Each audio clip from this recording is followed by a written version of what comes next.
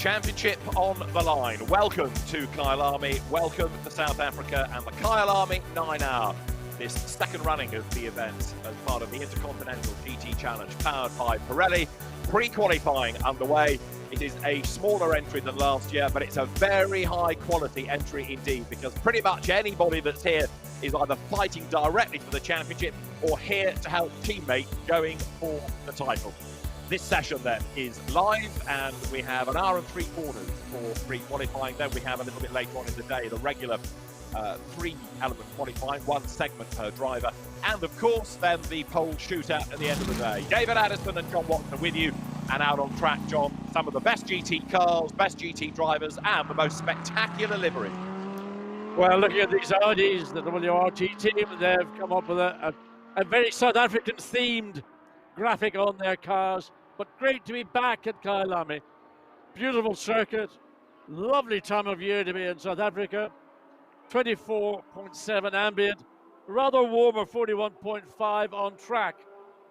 And just to give you an indication of where the times that we should maybe look to see, for last night's nighttime practice, there was the 44 Audi of the car collector team. The time of 1 minute 42.8, that's going to be the benchmark time. And I would assume that that was done last night with all the usual minimal use of fresh tyres and all the things that you want to save for qualifying. And then, of course, when we get into Saturday's 9-hour sprint event. It is a sprint event, believe me, not endurance. And it is going to be weather effective, as we saw last year. The Kyalami circuit, sadly, of course, without fans this weekend. But for the teams, for the brands, for the drivers, it's still as vital a race as ever. We come here with virtually half the grid going for the championship. Earl, Bamber and Lawrence Vanthoor hold the advantage at the moment, ahead of Mathieu Jaminet, Patrick Pilet and Matt Campbell. Then you've got Maxime Soulet, Jules Bounot and Jordan Pepper who could win it. The next combination of drivers, Augusto Farfus and Nick Katzberg. Then you've got Marques Winkelhock, who's on his own in terms of points. Mario Farnbacher and Renger van der Zande, who were joined by Bertrand Baguette this weekend. They are outsiders, and they're the very last outsiders that could win it. And I said half the grid could win it. Martin Tomczyk, David Pittard, and Nick Yellerly. So the race in isolation is going to be fascinating. So is the whole point permutation. But right now, it's a chance to have a look at what is, yes, okay, a modern version of Kyalami, but still, as we discovered last year, a great circuit. It's a demanding little circuit, and I say demanding, it's actually not that little. It's 4.5 kilometers, 16 turns, 2.8 miles for those that are still living in the imperial measure. And here we are watching the cars exiting Barbecue, one of the famous names, one of the famous corners here in Kyalami, from the good old days, and I remember them very clearly to this moment. Through Sunset, another great corner here at Kyalami, and down to Clubhouse, totally unchanged. You exit out of Clubhouse, a short sprint down, and then you enter into the S's. The first part goes left. Yes, he does go left, thankfully, and swings back to the right. This part of the S's can catch you out, especially if it's wet, because it floods down there. And then this is where we go into the revised part of the Kyalami racetrack. The revision took place many years ago now, up to Leerkop. Leerkop used to be the corner that took you back onto the main straight on the original Grand Prix layout. Now we drop down through the left-hand corner at Mineshaft, and then a short sprint up to a big break for the crocodiles, the plural, not the singular. Keep an eye out for that. And then a little sprint through the left again at Cheetah, and then down to the final turn, turn 15, Igwe, which we believe from last year, David, you said means leopard. I think that's right, yes. So quoting you from last year. Blame me, quite right, thank you, John.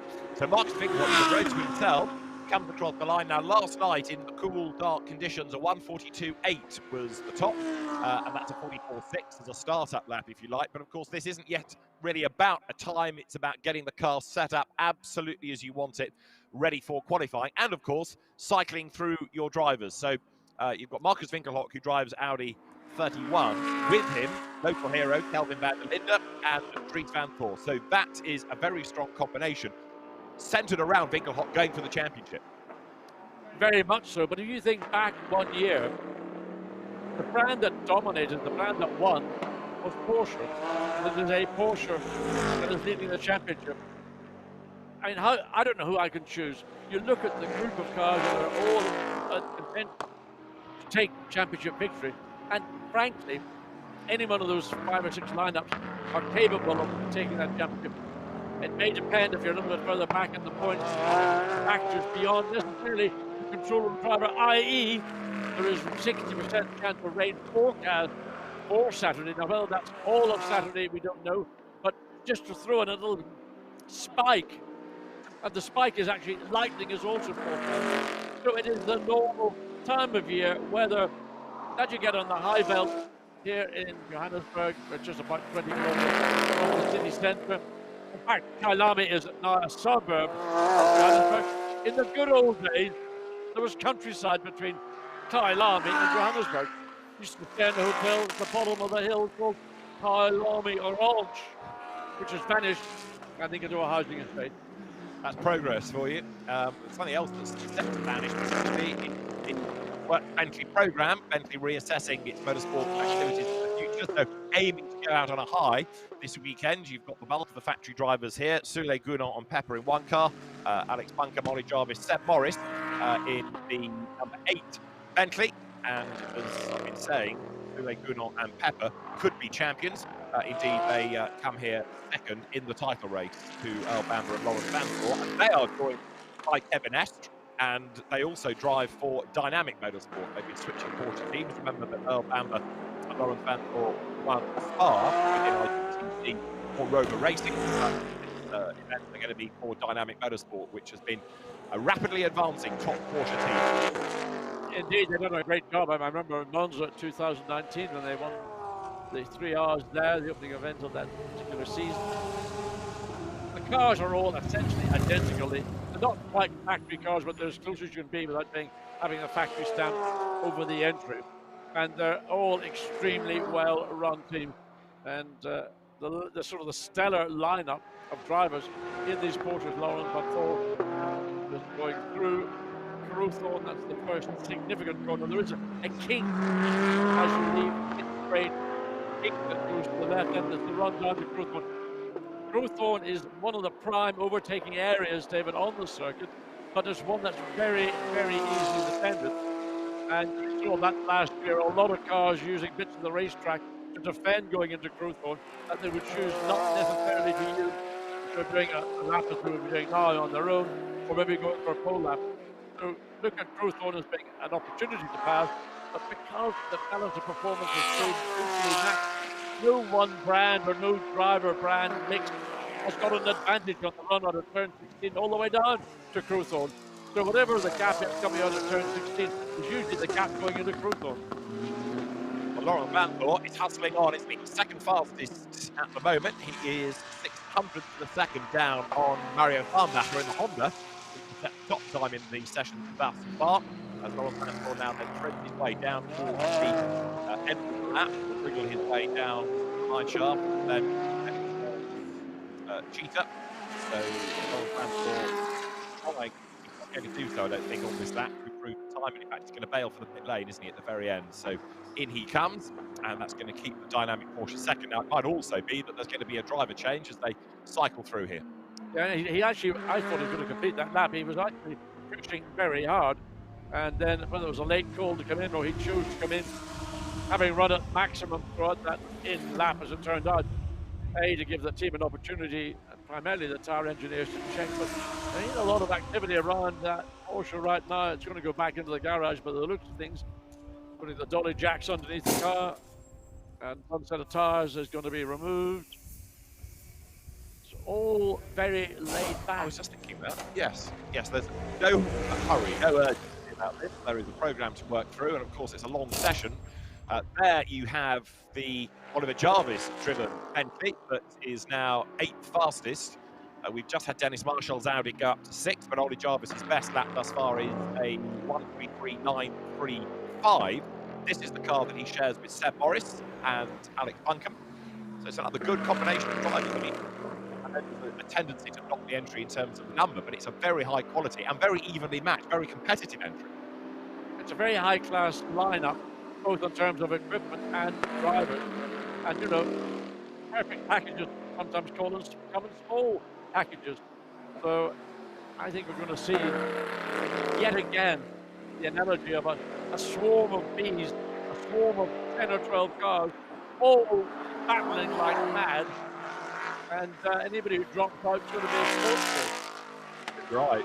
But equally, you've got to make sure that you can survive the 9 hours. Last year's event was full of drama. We had repeated penalties, didn't we, for the ultimate winning Porsche. We had the rain, we had safety cars, and right now, Oliver Jarvis swings his way down the hill. So the Bentley on this lap hadn't got improved since the first lap. If it goes green or purple within those sector banners, then you can get excited about the lap, but it's not really happening for Ollie Jarvis right now. But that said, he may not be going for a time. What they want is for this car to be beautifully set up to cope with the circuit, to cope with 9 hours of flat-out racing tomorrow. And he's into the pit lane as well. Yeah. So again, watching cars, they're doing what I would call a quick run into the pit lane.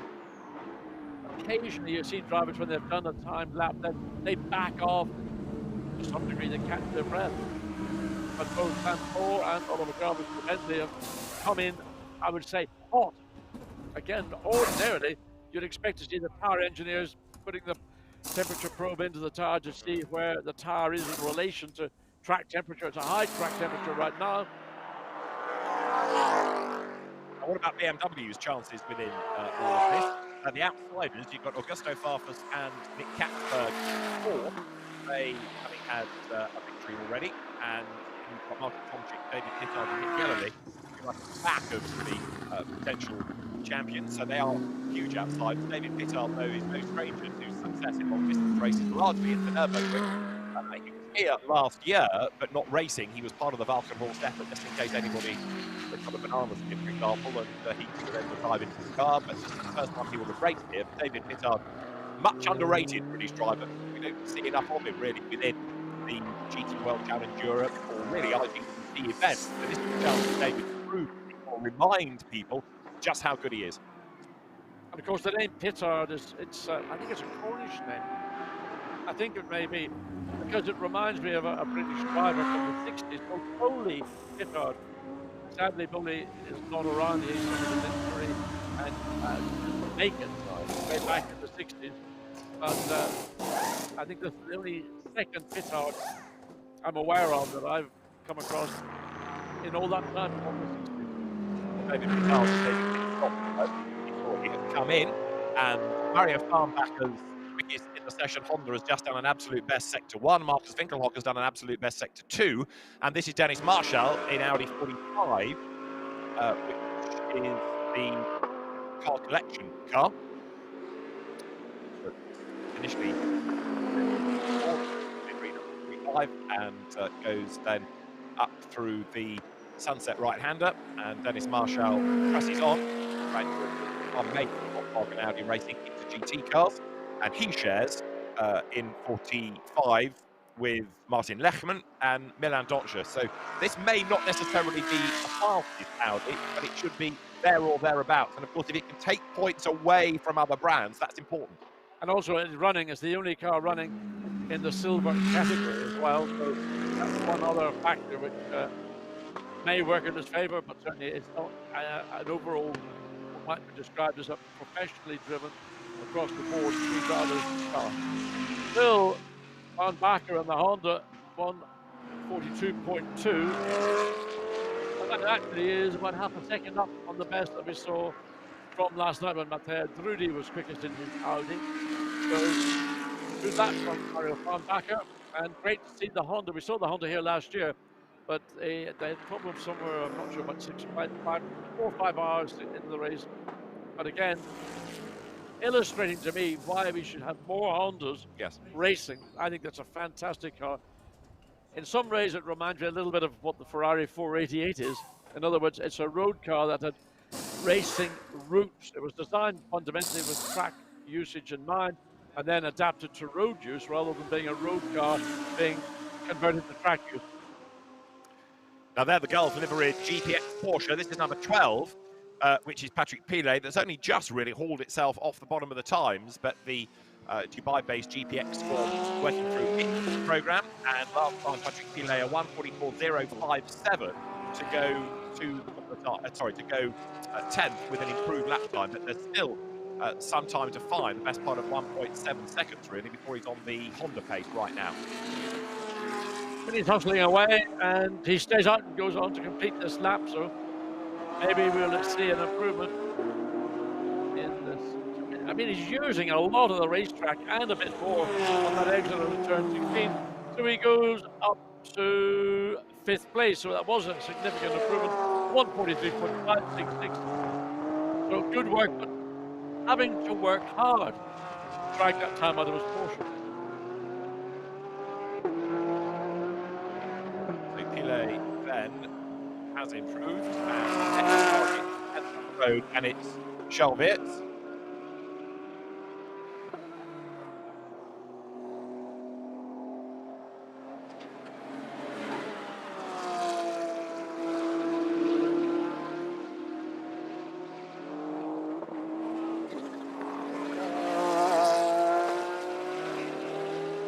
Hustling through Clubhouse. Then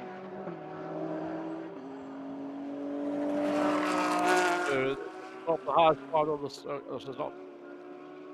It's coming out of barbecue. Replay. Of course, we're getting a review of what Pirelli has done. We're now up at the airport. This is a live image. Dropping down the hill. All the way down to the mine shaft. There it is. That's the mine shaft. I don't see where the mine is, but it may well have been a major centre of gold mining in South Africa. Oh, all of South Africa is now the diamonds and gold. Now, out of last year's winning combination of drivers, Nick Tandy, Dennis Olsen, Mathieu Jaminet, only Mathieu Jaminet do we have, and he, of course, is second in the championship coming into this race, 1 point back of the Earl, Bamber, Laurent Vanthoor combination. Mathieu Jaminet, Patrick Pirelli and Matt Campbell. And the car is currently found 5th fastest there. So Patrick Pirelli behind the wheel, Mathieu Jaminet is part of that winning combination of last year and is heading for fighting for the championship, heading on from last year's champion. Hasn't had the best of seasons, but more open for fresh winners both in race and championship this year. Just thinking back a few weeks ago to Paul Ricard, 6 hours, the battle between Addison and the winning Ferrari and Mathieu Jaminet in the Porsche. And Jaminet did everything he could. He just couldn't do enough to get on terms with Addison. I think it was a very disappointing result for the Porsche. They'd been dominant in that particular race, and then the last hour, the switch around by the IF14, fitting only 2 wheels and tyres onto the Ferrari, gave them the advantage and got them out just ahead of the Porsche.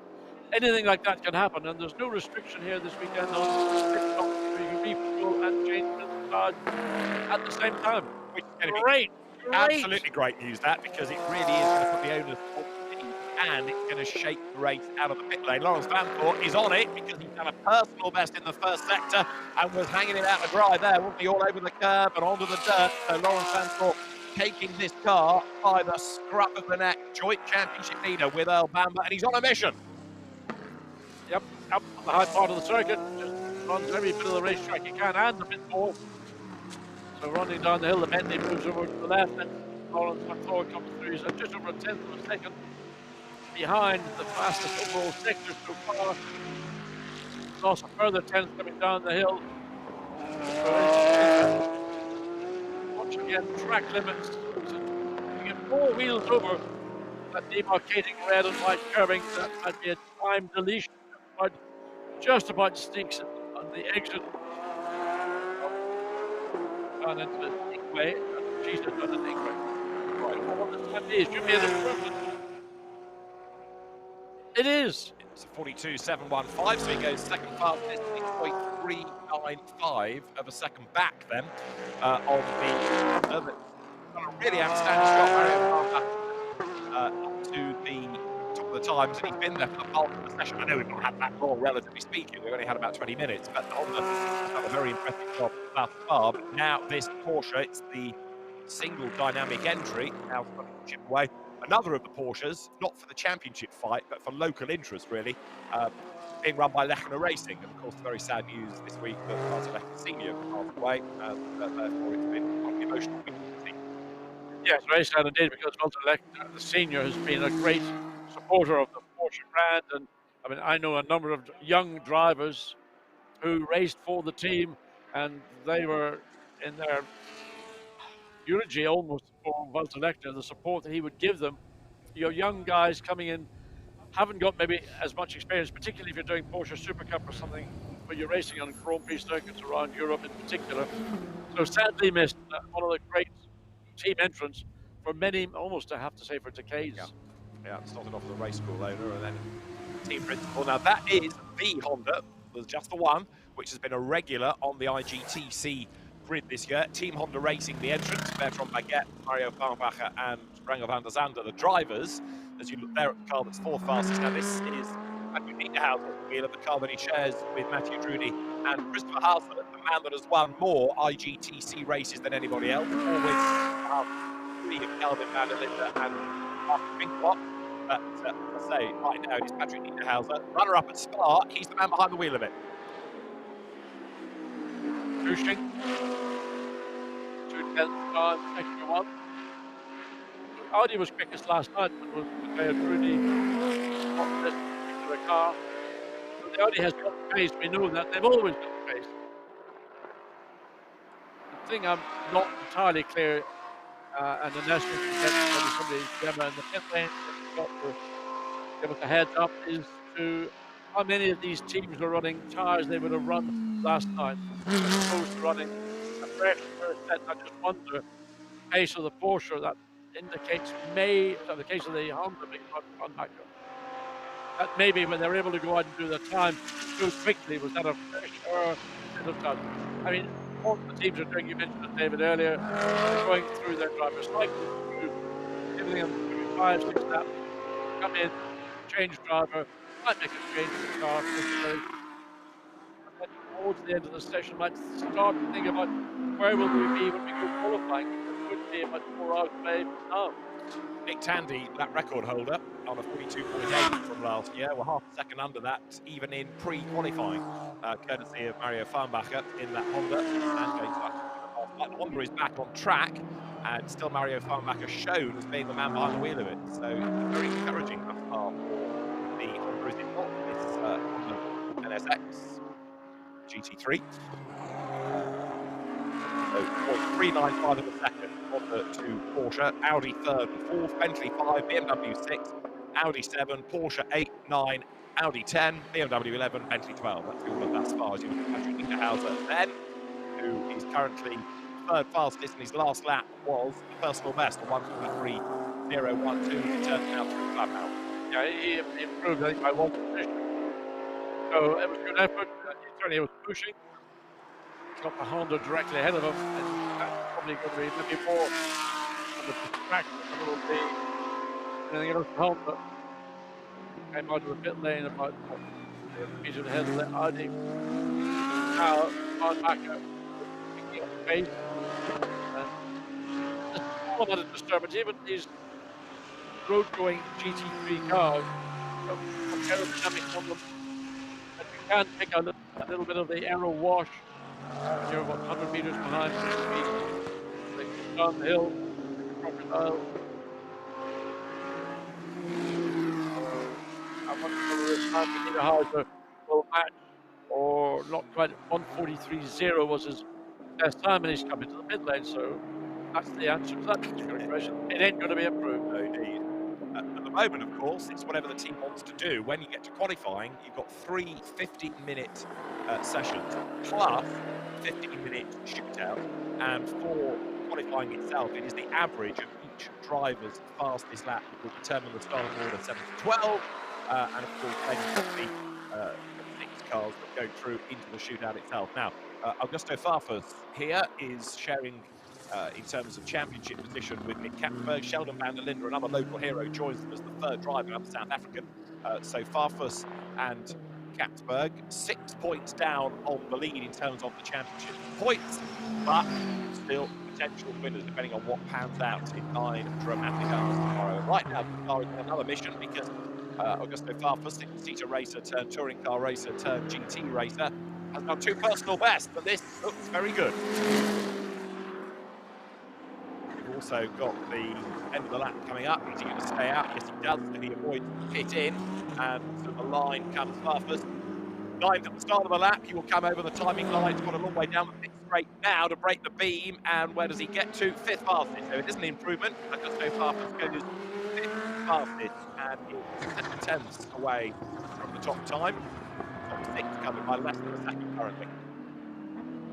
I mean, it's going to be a bit of a mix and match through this session. Different drivers in the car. Depending on what these individual teams choose to do, whether they will want to run a session and try to get a better indication of what is potential. That was the benchmark really was that lap time from last year, the lap record. The lap record or the fastest lap? So, we need to have a little look and see, but certainly anybody who's under 142.8 is right now at the races. Let's hear from Matt Campbell, because he is not only for a championship, also looking for this weekend in the race. He's in the pits with Gemma Scott. Matt, yesterday in free practice we saw you were pretty quick. Today you guys seem to be not struggling as such, but you're not as quick as I expected to see you.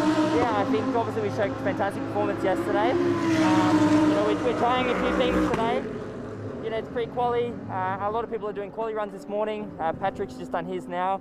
And for sure, we're still trying to make the car better, try a few different things before the next session. But I think everything's still looking good, and we'll have to really wait and see until qualifying when everyone really goes 100%.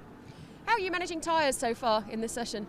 Yeah, I think over the whole weekend it's been a little bit of a different feeling to last year. I think last year we didn't have much drop, and certainly over a stint the lap time performance didn't drop so much. So whereas this weekend now, certainly when we put on a new tyre we're gaining a lot more, and over a race distance we're losing a little bit more performance, but it should spice up the racing a little bit more, I think.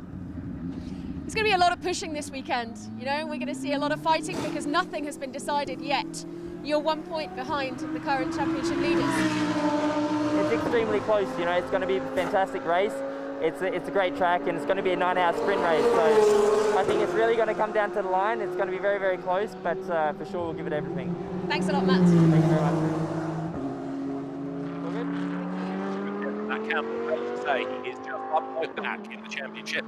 There is the Lechtner Porsche that we talked about earlier on. This car in the Pro-Am category for South Africans, Thor Hack, Andre Zeidenhout and Dylan Pereira, with the recent car that we had last year. But Andre Zeidenhout, massive enthusiasm for this place. Came as a small boy, watched David Piper in Porsche 917s, and is the man behind Perfect Circle, the sort of recreation of that team that backed David Piper's 917s, going back to all of those late 60s, early 70s wins that David had.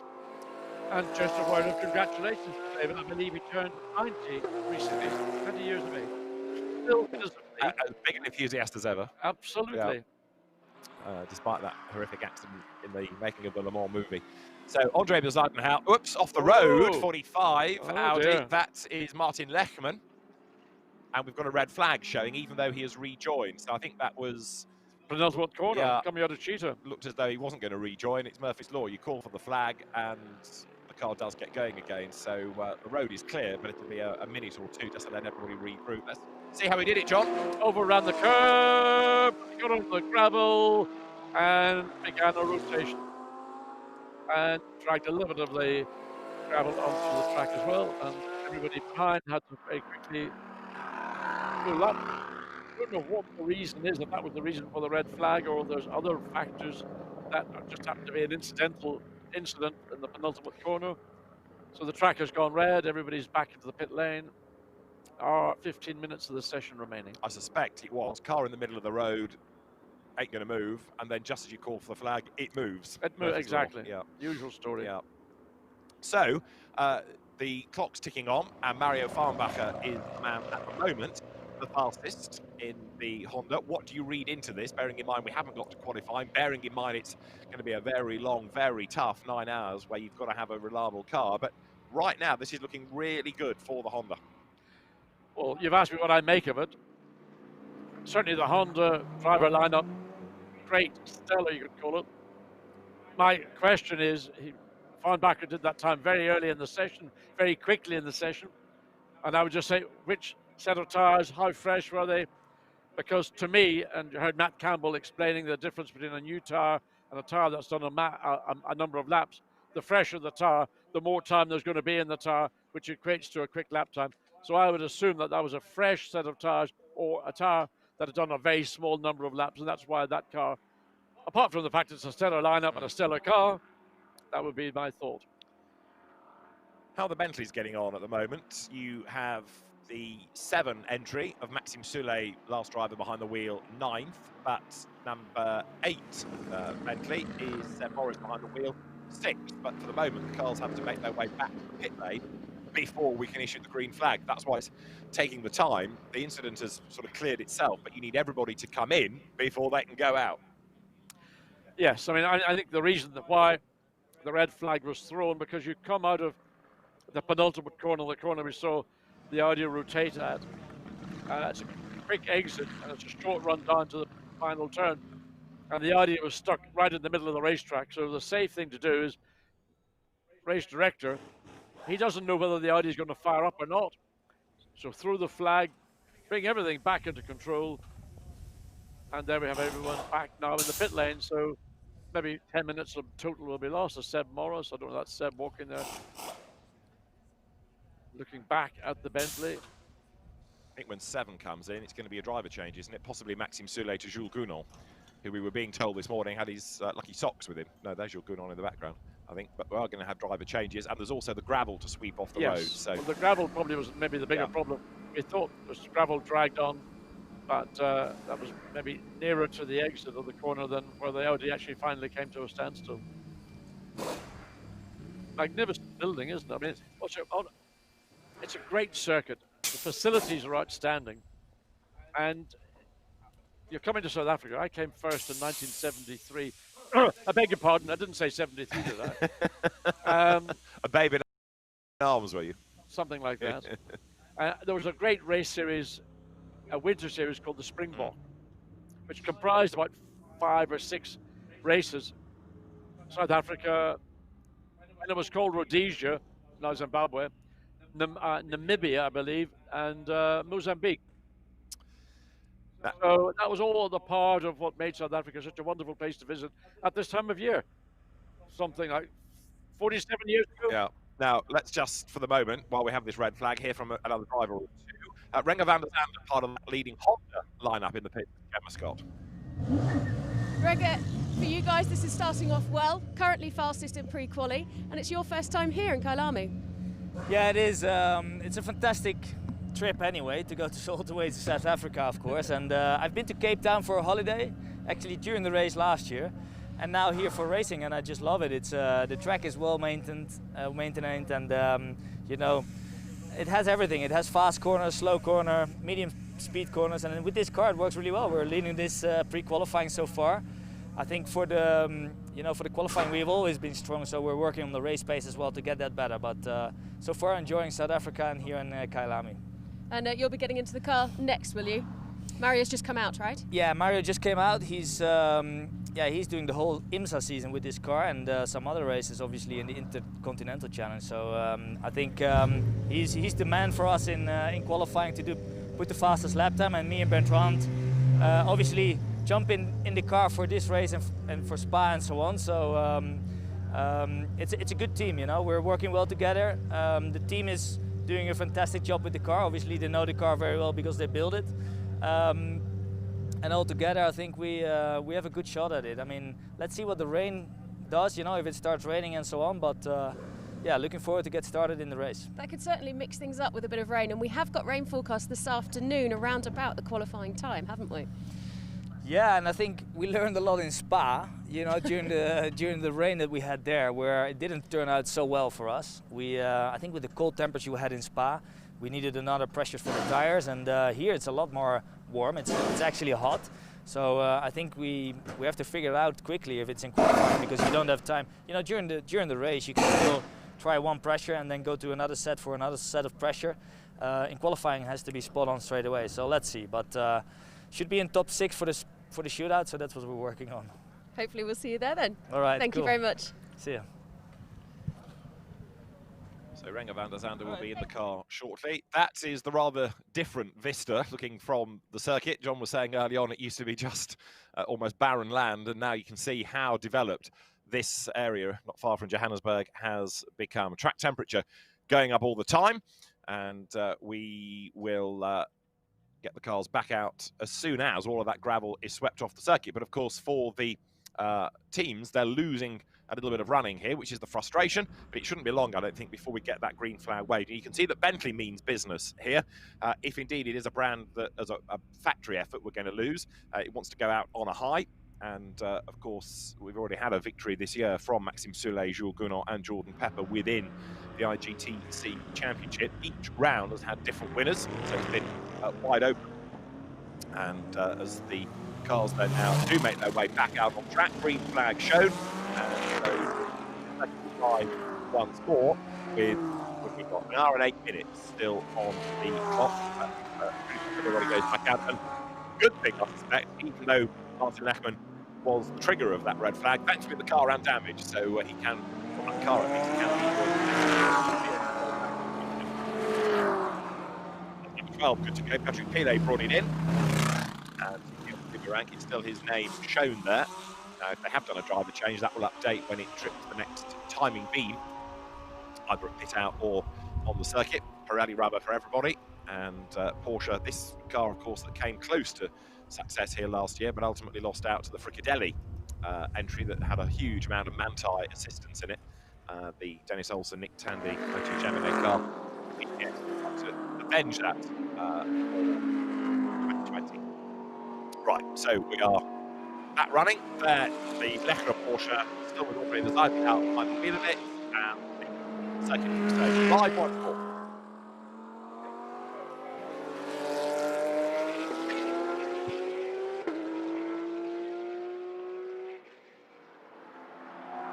Now there is Porsche, and the side out hustles on. Patrick Pilet has just gone out of the pit lane. The one that stayed in for the moment, actually, is number 31 Audi, Kelvin van der Linde, behind the wheel of it. So for many of the teams, it's a case of cycling through the drivers, doing some practice pit stops, and of course, in the case of Andre Bezuidenhout, Solhack, Dylan Pereira, yes, they're all experienced drivers. They don't race at this level that often, and they don't race together that often. So there's an element of having to, if you like, bed in as an entire team here. It's a bonding exercise, literally, and in every sense. So it's important to ensure that when you come together, having never worked together, that the individuality of any of these three drivers doesn't try to become the dominant factor. You know, I've had experience in the past where you drive, and some of your co-drivers are extremely selfish. They don't give you know what about anything except themselves. A selfish racing driver? Never. Selfish racing drivers and single-seaters, perfect. But when you share, you have to make compromises.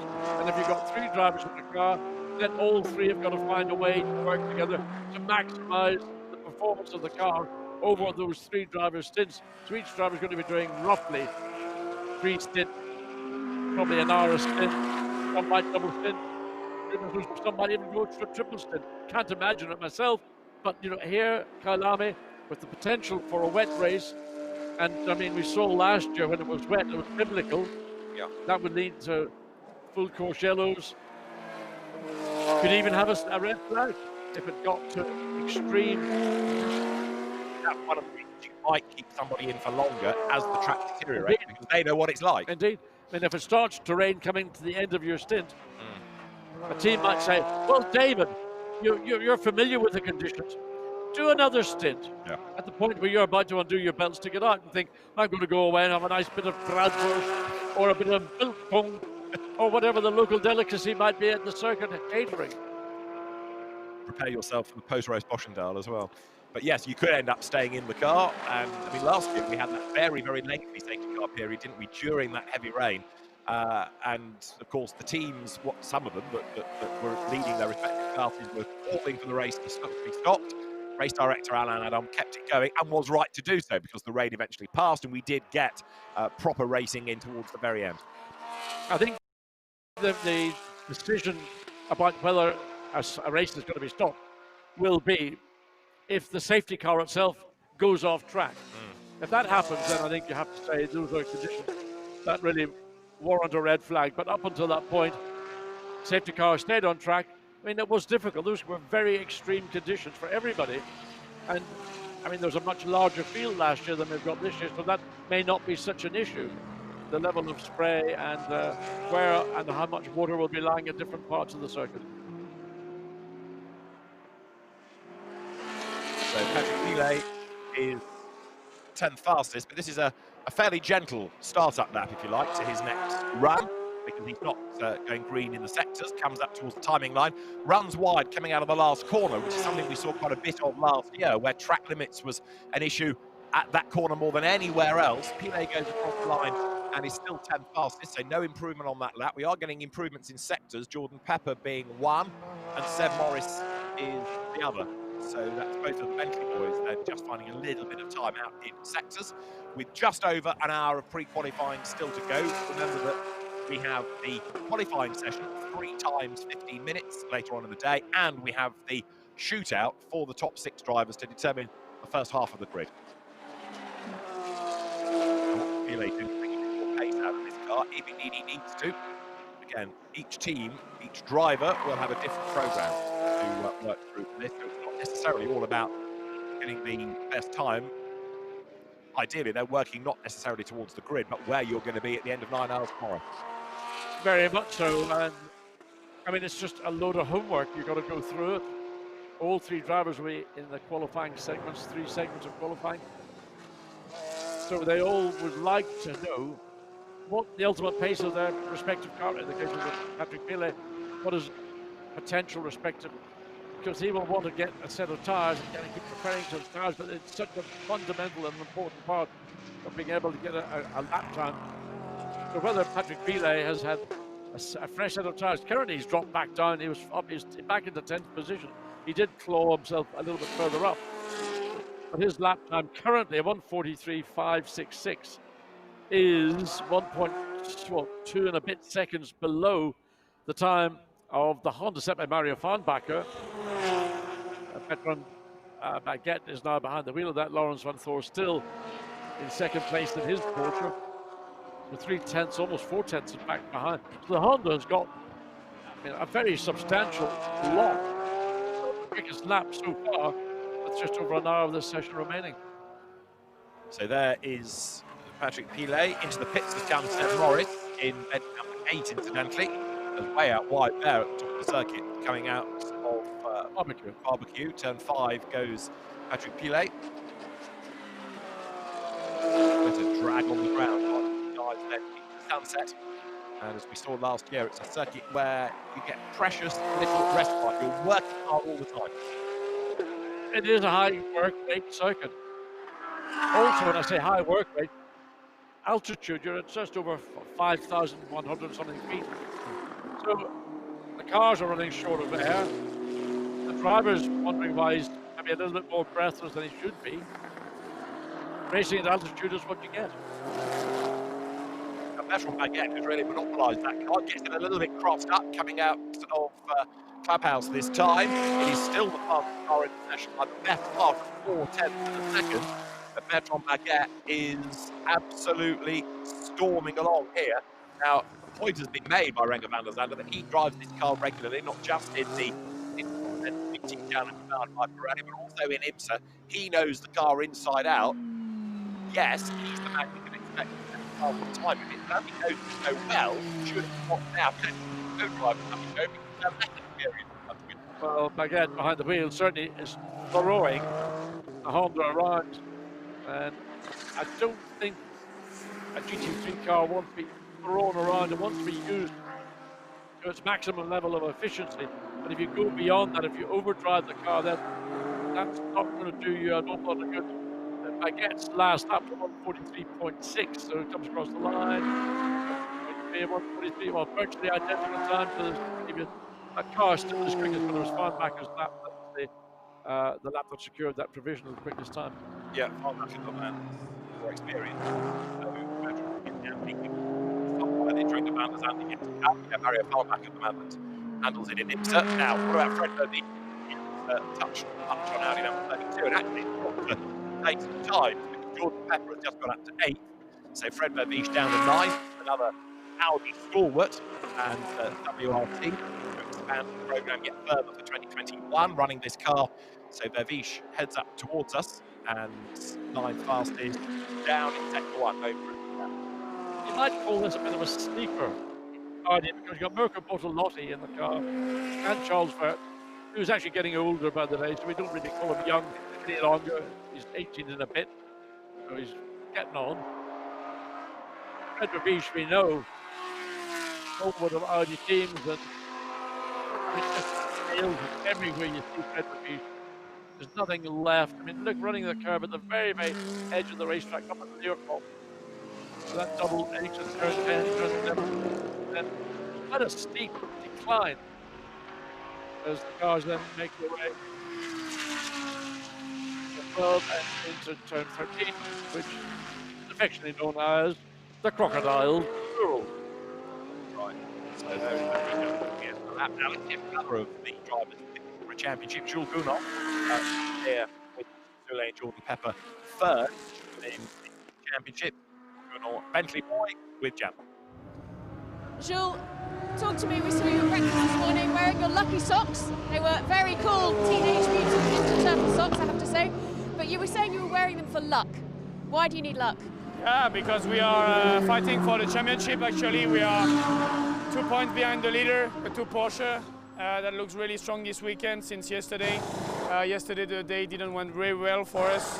We had some issue with the engine. We had a puncture with the pads that came loose. So yeah, we bring back the socks that won batters because that's a tradition we do with Max and Jordan. We always try to buy the most ridiculous socks and to wear them on the race day. So as today it's a quali day, we wanted to put the one from batters. And tomorrow we have also another lucky socks pairs to come for the race. But yeah, it's I love this track. We have been struggling a bit with the pace since we arrived. The team is working really hard to try to make it happen, to make it faster. But yeah, it's quite tough at the moment. Do you think you can get the performance running better? I hope so, because at the moment we are over 1 second off the pace. The Honda looks really fast. Porsche also. Just seems that we are a bit struggling to make the front tire works. But I think normally our Bentley is always really good in the race, but this track has no degradation. So our advantage that we have on the other circuit, I think it's a bit less here. But look, it's the last race of the team. Last race for me as a Bentley boy, so I think we're gonna all send it like we never did in our life. And it's the last one, so we have nothing to lose. Absolutely, let's hope you get out exactly as you want to in the race. Thank you very much, and good luck. Thank you. There'll be historians from here on in, charting the history and the progress of the lucky socks, won't they? Janos Wimpfen's fantastic time in 2 seats. There'll be another volume, time in 2 socks, to chart which socks won which races for Jules Gounod and teammates. There's the sister car, number 8. Seb Morris at the wheel of it. Jordan Pepper is at the wheel of 7, from which Jules Gounod is part of the driving force, and that is in P7 right now. So the Bentleys are evenly matched if they're not quite up at the pointy end yet. So we've done the first 45 minutes and a bit. We've got 56 minutes of pre-qualifying still to go. And teams, as we say, cycling through programs. We've got an improved time coming from Fred Verviche. The sleeper has gone describing that Audi up into 6th, but has now cogged. It's coming to the pit lane. And Patrick Niederhauser has improved in Audi 44 as well, which is the Audi Sport Team Car Collection entry. I think I'm right in saying that's the first time Team Car Collection has run under the Audi Sport banner. I don't want to be proved wrong. And Niederhauser, runner-up at Spa, is 3rd fastest, improving last time on a 42.863, but it is still better on Baguette. At the wheel of Honda number 13, Mario Farnbacher, having set the time early on, but is the fastest, and the Honda quickest by 0.395 of a second, and it's currently in the pit lane. Well, Sir Morris is fractionally down what he gets for sector 2. If he can maintain that improvement on this particular lap, that should be the number 8 Bentley elevate itself a little bit. So we're going to leave nothing on the plate. That car goes 2nd quickest. I wonder why. Was that because Seb did a blinding bit of driving, or was that because they changed the wheel tires? And that's the thing, that unless you're on top of every car, every time it comes in for a pit stop, to watch what they're doing, we can only second guess. But certainly a very good effort by Seb Morris to drag the number 8 Bentley up into second place. It's 3 and a bit tenths of a second away from that still unchallenged time set by Mario Vanthoor, more or less within the first 8 minutes, 10 minutes of the session. That's a 142.3. And I think to answer the question, Seb Morris did do a blinding lap, but he was able to do so because of new tyres. Now he's done a purple, an absolute best in Sector 1, but then was a little bit ragged. Was he not going out of clubhouse? So let's have a look and see whether it's going to be a green Sector 2, or which would mean a personal best. A purple would mean fastest overall, up to the top of the circuit. Here come. And this double exit to the left and drop down the hill. So it's a long sector, Sector 2. Where are we going to see? Very shortly coming on the exit. The man shaft. So he's dropped a bunch of time. Yeah. Half a second basically in that little sector. Yeah, we saw him running out wide, carrying a bit too much speed into the corner, and that's bitten him, hasn't it? So, yeah, Seb trying to regroup, but a bit like Jules Cournot aiming to go out of his Bentley era on a high. Graduate of Kinetic Juniors, through 60 seaters, into GT Girls, British GT champ, 60 cars, up to all the time in life. Second he is, and second he stays. Lost out in Sector 2 and 3 starting with the absolute best in Sector 1. Yeah, it was only a tenth of a second down, in fairness, on his current second place lap. So potentially there was a lap time available that would have brought him almost to the point of challenging the Honda 4 quickest overall time.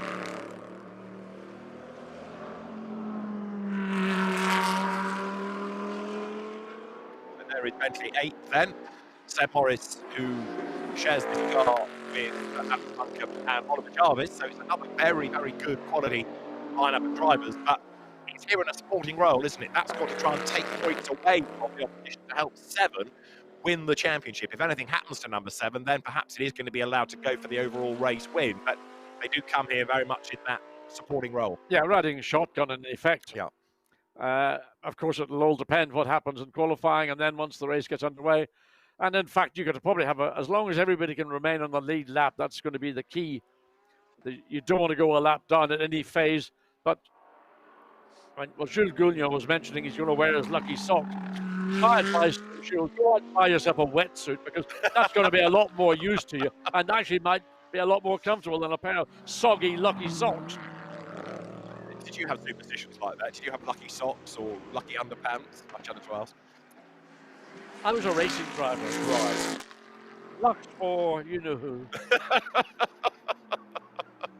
Right, that answers that. Thank you, John. Seb Morris with another okay lap, not really an outstanding one, comes up over the line, and that was a 1.5. Doing. And then after the session, the Honda, which has been the standout thus far of this session, under last year's lap record set by Nick Tandy in the dry bit of the 9 hours that was rather rain affected. And as the Jas team looks on, Bertrand Baguette behind the wheel, Mario Farnbacher having set the time, might be about right now that Renger van der Zande gets a few laps behind the wheel of that car. With what have we got left? Still 51 minutes of drivers to explore the road. Saul Hack has taken over the number 9 Lechner Porsche. Nick Yellerly has been allowed out in 35 BMW. David Dittard and Martin Tomczyk car. I'm not sure Martin has done many laps in that thus far. There is 45 back out circulating. And just out of interest, David, Jordan Pepper's now popped his Bentley up into second place, just ahead of the sister car, which has obviously dropped down one place. And that's a good time. Just under 0.2 of a second slower than the time set by the Honda. So probably Bentley's running, if not new tires, certainly very, very fresh tires, to make that elevation up through from where they had been 7th and 8th up now to 2nd and 3rd. Absolutely right. So the Bentleys with fresh Pirellis, 2nd and 3rd fastest. That means, as John says, that the lead gap in terms of time is just under 0.2 of a second. It's 0.3 covering the 4 tenths covering the top three, including Honda and 2 Bentleys.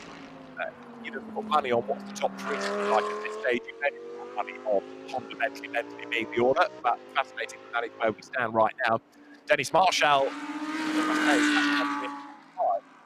not seen much out of Milan Doccia yet in that car, but maybe he's down to drive in the end. I mean, that they're going to improve anyway. So let Lechman and Marshall get their laps in the car, get the experience before Doccia gets himself set at the very end, ready for the one. Yeah, that lap 152.5 is nowhere near representative of the pace of this car. The car is already set at 143.7, which is just under 1.5 seconds away from the fastest time overall. As we go back to the number 7, Jordan Pepper, South African Bentley driver. No problem whatsoever for Jordan Pepper to use the racetrack and a little bit more. Consolidate the fastest time to 142.334. That was his fastest time, and he's now within 1400ths of a second. Very deep though, didn't he, there, going into turn 2. So Jordan Pepper, having improved a few laps back, after a gain of 142.334, 14 thousandths back from Honda, then carried it in 2 months, being down into turn 1, yeah, or turn 2.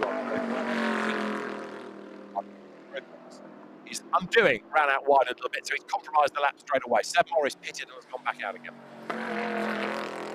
Nevertheless, a good first flying lap for Jordan Pepper on this particular run to get it within that 14,000 of a second.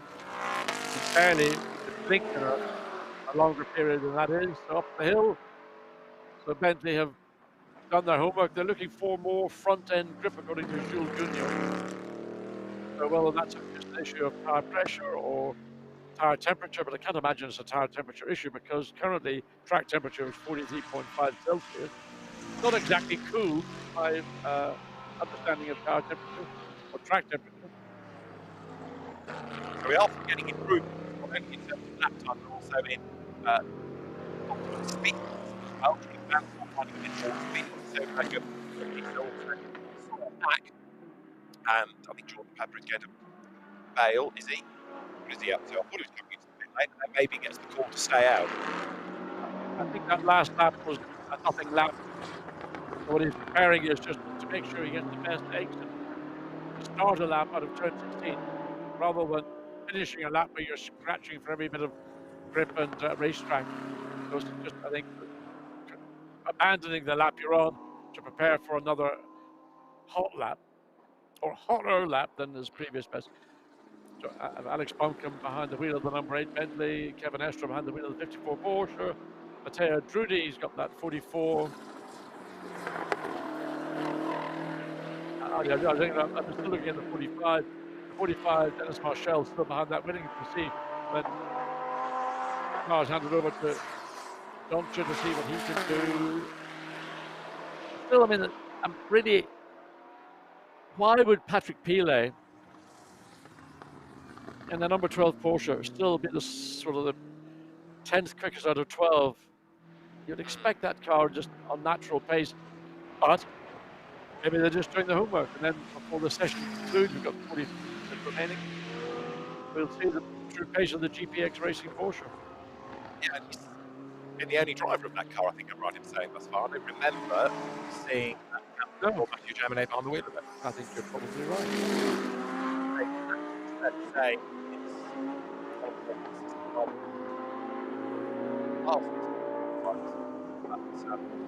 people are going to see what pace that car has through the day. So their opening line is Kyalami, and 9th is the Valkenbusch BMW. That lap was a 43.9, the best of the car, 43.3 from earlier on. Nick Kyalami, just watching again the exit of the final turn onto pit straight. It took a conservative exit. If you looked at maybe the shot we were getting of the 2 Bentleys, the 8 and the 7, they were clearly being hustled. Here's Nick Katzberg behind the wheel of the 34. This BMW is clearly being hustled. Comes out of clubhouse, slips off the exit. over the curb on the first part of the S2. Stays off the curb. Probably better because the curb there will throw the car out to the left, and you really want the car to come back to the right. So, yeah, Katzberg using, if you like, it's just this experience of a driver and understands places where you want to use curb and places where you want to stay away from it. Maybe Katzberg, for winner, and winner, of course, also of the 7 hours, Indianapolis 8 hours. Very accomplished GT racer as well as touring car racer. And then comes Carl down BMW is 7th fastest. It ain't going to be a stellar lap, is it? I'm afraid to say, down in sectors 1 and 2. But as he breaks the beam, stays 7th. That lap of 1:22.990 is about 8 tenths down on the earlier best of half a set in that car. The BMW is just thinking about what I call mid-engine, front-engine GT cars. We don't have any Mercedes here this weekend. We've got the Bentley and we've got BMW. The Bentley always looks as if it's hustling and looks like it really is on the edge. Watching the BMW, it looks a lot more compliant than the Bentley. Obviously got the pace because their cars are second and third quickest, and the quickest of the BMWs, I think, is this car. No, so it's the number 25. No, I'm wrong. Better BMW is 7th and 8th. Yeah. It's Katzberg is the better. 7th and 9th then. Yeah. Right. Kevin Estre has been released at the wheel of the dynamic Porsche. Now, he is here to help Earl Bamber and Laurens Vanthoor to win a championship. Well, and Kevin, Porsche, came out of one make Carrera Cup events, Carrera Cup Germany and Super Cup. Brief spell as McLaren factory driver. That's Porsche. Great luck. Fantastic watch. Absolutely. I mean, you can see the way the Porsche squirming as it comes up the hill into the aircraft, late in the brakes. I mean, when Kevin Estre gets behind the wheel of a Porsche, he doesn't ride the car, he rides the car. That's what he does. Sometimes that works for you, sometimes you can overdrive a car, but he's always a visual, a joy to watch, because he makes that car dance around a racetrack. So, on this lap, he is way out wide, danced from the curb, and back again. So, time pacing, 3 Vanthoor just improved in Audi 31, by the way, to go 6th fastest. But Kevin Estre, having rallied across his way out then of turn 15, comes over the timing line, 4th fastest in number 54 Porsche. We've not yet seen the best of him, but we have seen his car control. Well, that lap was, just 2 and a bit seconds off the time that the car had distinguished earlier by Vanthoor. I mean, that was the case of Kevin Estre getting behind the wheel and putting on a virtuoso performance. It's not a performance protected on the stopwatch. What can this lap do for Kevin Estre? Is there going to be an improvement in the first sector? He's approaching the end of it. This is an opportunity to have a look at the lap. Well, he was way out wide over the curb there. And not improving in sectors, but what about this? He just chucks it in, but there's the reason why he ran wide. He clipped the curb, launched the car, and stepped sideways by about 2 car widths, and ended up running very, very wide in the exit, getting his tires full of red South African dust. So here he goes again, coming down very shortly to the part of the circuit where he got it wrong. He got it all wrong actually in I think it might have been Cheetah. Yeah, towards the end of the lap. And this hasn't got any better in terms of time. He's still down in sector 1, still down in sector 2. Now, that said, it may be that they're not concerned about a qualifying time. They just want drivers to get a feel of the car, but its poise suggests that Kevin is trying hard. He's driving the wheels off the car, there's no doubt about it. I mean, he was a little bit more conservative than one lap earlier. He stayed way off that curb, realizing that if you clip it, it will launch the car and throw the car out to the left. So, Petrov again. Spins it up. I'm sure you're permitted to do that. Anyway. So the car that has dominated this 1.5-hour session to date. Marques at the time. Last lap for the car. Of course, it's an in lap, so it's 2:42, so we don't have to worry about that. So Baguette rolls back out and stays behind the wheel. Van der Zande yet to go. There you've got the two very spectacular colour schemes across the WRT entries with their fit classes out. Matthew Trudy. Matthew Trudy. All year, I tell you, the company that did the final wrap on these cars, what a headache that must have been to get all the joints to match up. Phenomenal graphics on the car, and I mean, very South African in terms of its visual. But what a job to get all those joints to match up, and anyway, looks great. Makes a change from the normal Audi kind of graphics that we're accustomed to. But Audi's always been very good at that. Yeah. Well, if you think back to the Adelaide race, Audi R8. So Matthew Trudy is on second generation racer and has become increasingly competitive within GT3 cars over the last couple of years. Timing line, don't run it out too wide. The race official is going to get more excited with you. Over the line will go Trudy. Improvement.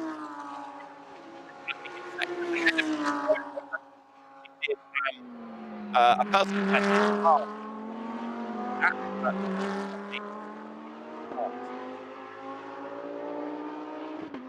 So any attempts at getting at the improvement in lap time. Oh wow, look at that. Burke goes on the gas real early there, weren't you? Proper four-wheel slide coming through. Almost you'd imagine there was dust on the circuit, because that was something you do not normally see from a modern GT3 race car. That was full, David, a bit like rallycross, wasn't it? Well, former Audi GT racer Enzo E was at Linton last week in British rallycross. Maybe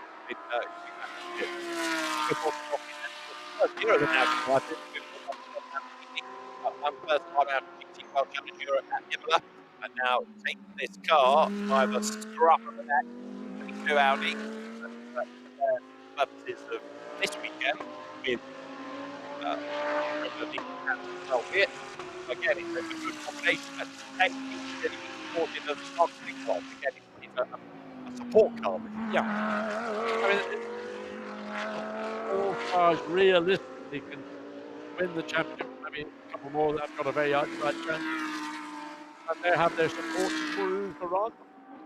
It'll be interesting to see how that manifests itself once the 9-hour event gets underway, whether the pace of the race will dictate basically the positions that cars are holding, or whether you'll kind of see a lot of early strategy being played out. Maybe wrong for other competitors in this final round of the championship. Two champions of the road, Vanthoor, the 2017 champion, and they're both possibly going to be double champions.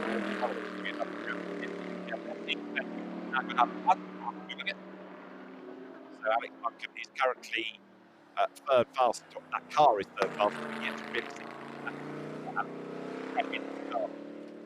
And pulling a very high gear coming out of clubhouse, which probably leads to trying lap, but everything is come out. So I suspect this is an out lap for the Somerset man. Up through the S's, heading now towards Boycott, top of the hill, circuit, loops your way around. Somerset, David, to point out, is a hotbed of British sports. Well, of course, you've got the Malcolm brothers, and you've got Jensen, former world champion, and of course a competitor in some of our events, and maybe I hear he would quite like to do Spa 24 in 2021, because obviously 2020 is past. Indeed, I mean, actually see him on the grid. He was in British GT at Silverstone. Have a real crack at it. maybe the whole championship, and then an extension of that would, yes, maybe be some of the World Challenge Europe or Intercontinental GT Challenge races next year, of which Spa is a big part over the weekend. Right.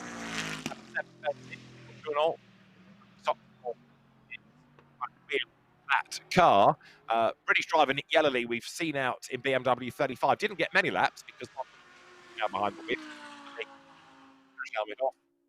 able to talk.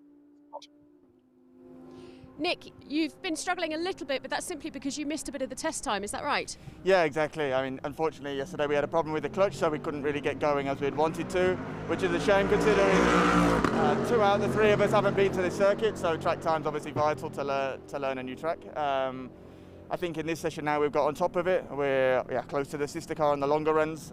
I'm sure we've got more time to find in both ourselves and the car, but luckily we've got the rest of this session to try and get it in the window. And I think Martin may do a new set at the end, so then we can work on the qualifying pace, because I think that's where we'll be more often in the race. Having never been here before, what do you think to the circuit? Yeah, it's really fun, actually, really fun.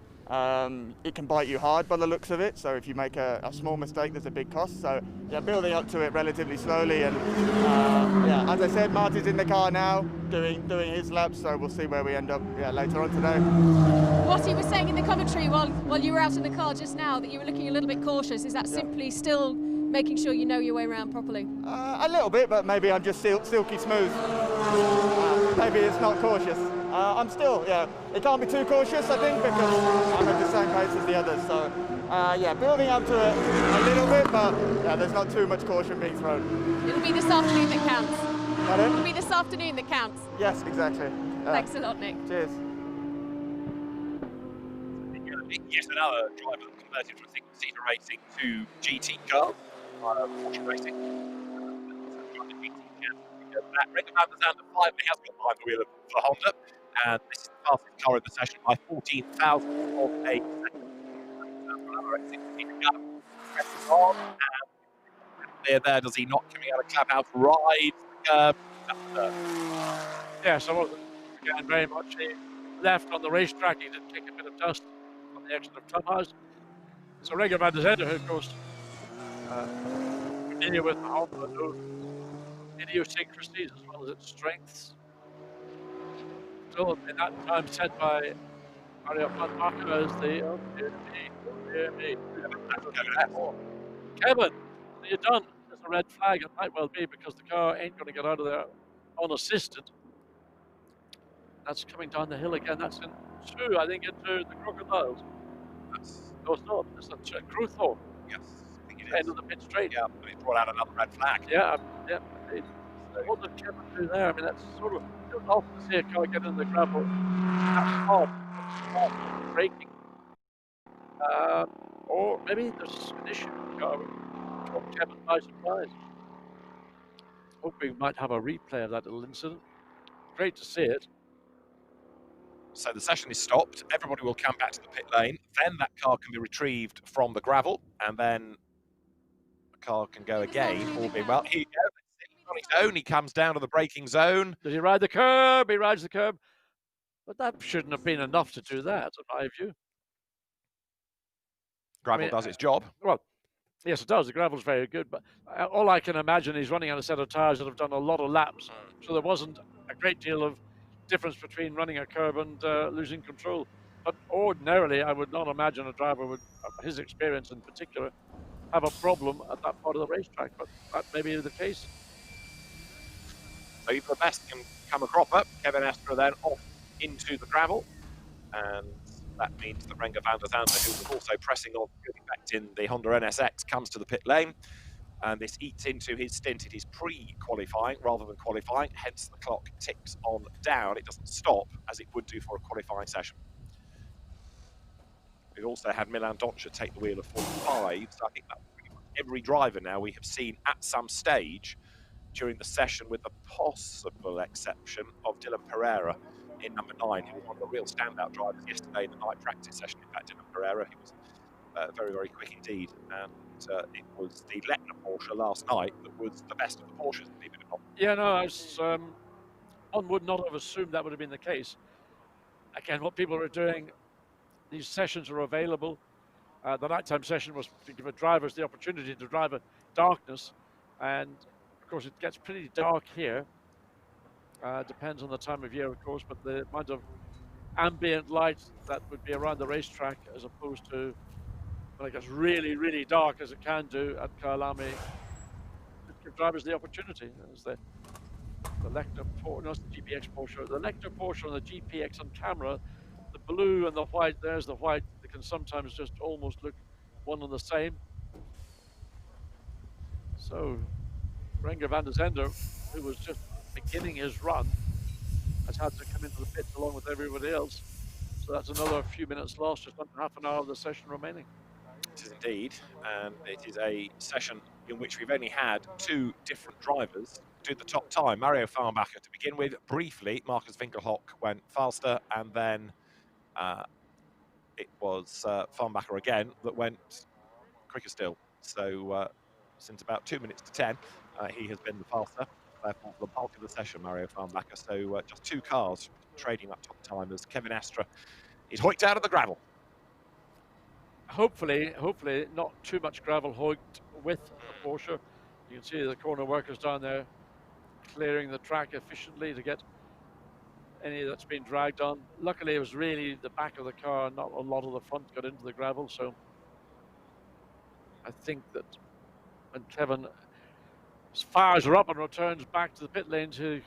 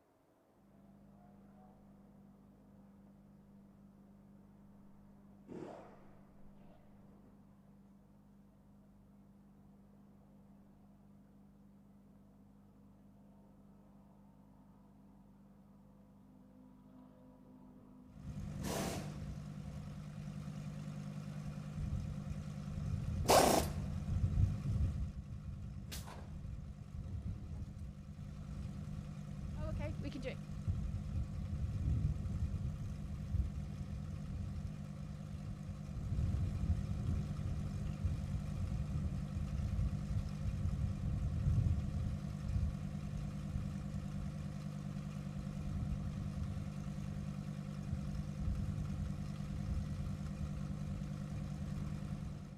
Well, unfortunately, we have lost our commentary just for a few moments here. We are getting that fixed for you. But in the meantime, I'm joined now by Mario Farnbacher, who down in the Honda garage. Mario, you've had a great pre-qualifying session here as well this morning. The car seems to be really on point. Yeah, car's performing well. We have some good viral data from last year, which helped us as well. And the car was performing well last year as well, pretty much here too. And yeah, happy with the car so far. Still have to tune some stuff. That's what we're working on right now, and yeah, looking forward to the qualifying later. Depending on who we talk to up and down the pit lane, of course, the big news is that degradation isn't a problem. Well, there's always a little degradation for sure, but that's, I think, one of the key points for the race for sure. And thinking about the weather, I mean, at the moment we've got very warm, slight breeze, but things are likely to change. This is Kyalami, we're likely to see some wet weather. How does this circuit fare in the wet? How difficult is it? Sorry? How difficult is it here in the wet? I don't know, I have never driven here in the rain, so I can't really answer that question right now. Do you have any expectation though?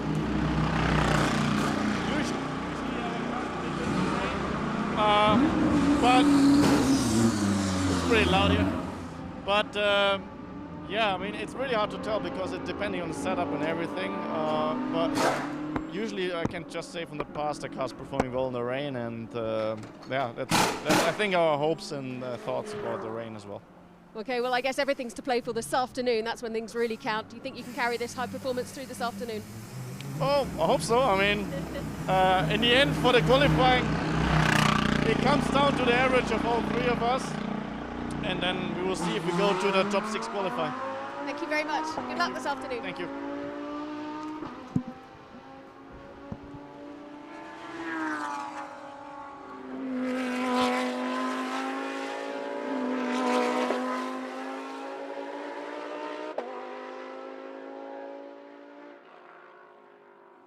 Pouring out of the pits just there. 2 red flags, so that takes a few minutes, maybe up to 10 minutes out of your schedule. So now there's a bit of urgency has been injected into all 12 teams here right now. But interest our Vanthoor views on racing in the wet here at Kyalami. Well, he's in for a pretty wet awakening, because if we do get the weather that we saw last year, I mean, that was a lot of rain. Now the Honda, from experience, we know is a very good wet weather car, but everybody's car is fundamentally a very good wet weather car. The secret of Kyalami is not just the rain, it's knowing where to avoid. Which parts of the racetrack will water gather when you get a river running across. There's a number of places where you need to be aware, and if you've not driven here in wet weather conditions, you'll be finding it on the hoof, as they say. Absolutely so. Right, what do we got? Just under 24 minutes. Renger van der Zande at the wheel then now of the Team Honda Racing NSX, and goes nice and wide coming there out of the right-hand barbecue out of turn 5. Speed build past the support race pits, which of course is where on the opening lap last year we lost Maxi Buch on the opening lap of a very dramatic race, and with it went his championship aspirations. High drama right from the start last year. And expect more drama tomorrow for 9 hours for this final round of the Intercontinental GT Challenge powered by Pirelli. So it is Honda, Bentley, Porsche, Audi, BMW, and then Audi for the top 8 right now. V6 Honda, flat 6 Porsche, both 6-cylinder engines, but both got totally different engine tone, engine notes. You'd find that interesting. I do. I was also studying somebody's VMAX to see who was going quicker, and it was Jules Gounon. But yes, I take your point about engine notes. Renger van der Zande hustles on. Now, is he going to be able to get close enough to that 143.3 that was being set early doors by Bertrand Baguette? Not his mission necessarily to be the fastest, but it is his mission to be quick, because as drivers have made the point, it's that average of the times through qualifying. You're not going to do it on this lap. I suspect he's probably unlikely to do it on any future laps of this run. P1 relates to the time set by Vanthoor very early in the session. That 142.3 has been unchallenged, other than Jules Gounon or the Bentley, the number 7 Bentley, as you control effort set the time, has got within 14 thousandths. That was about 20 minutes ago now. And again, whether any team is going to take the opportunity to run a soft, or not a soft, we're not on softs on the tires. We don't, all these tires are soft. We don't have softs, mediums and hards. You've got one tire, and that's how it should be. Yes. A new set, I think you were heading for. Yeah, yes. A new set which is clearly going to be up to a second a lap quicker than a set that's maybe done a full 1 hour stint. Now there is being de-gravelled Kevin Estra's Dynamic Motorsport Porsche. Off into the gravel he went. I think I'm right in saying it's the first time Kevin has raced for that team. So again, independent teams, but given factory drivers. And Kevin Estra, to make the point once more, can't win the championship, but he can help Earl Bamber and Laurens Vanthoor to claim it, in the case of Laurens, for the 2nd time in his career. This is Laurens Vanthoor's younger brother, Dries, who drives Audi 31, which is 6th fastest, and he's all over the curb. Well, going into Crowthorne, he just shed a load of understeer. Coming up into barbecue, cars oversteering in the mid to exit. And we saw Mirko Bortolotti do that. And I mean, Dries Vanthoor, virtually a copy of what we saw from Bortolotti a few laps earlier. Again, they're going to oversteer there. Wow.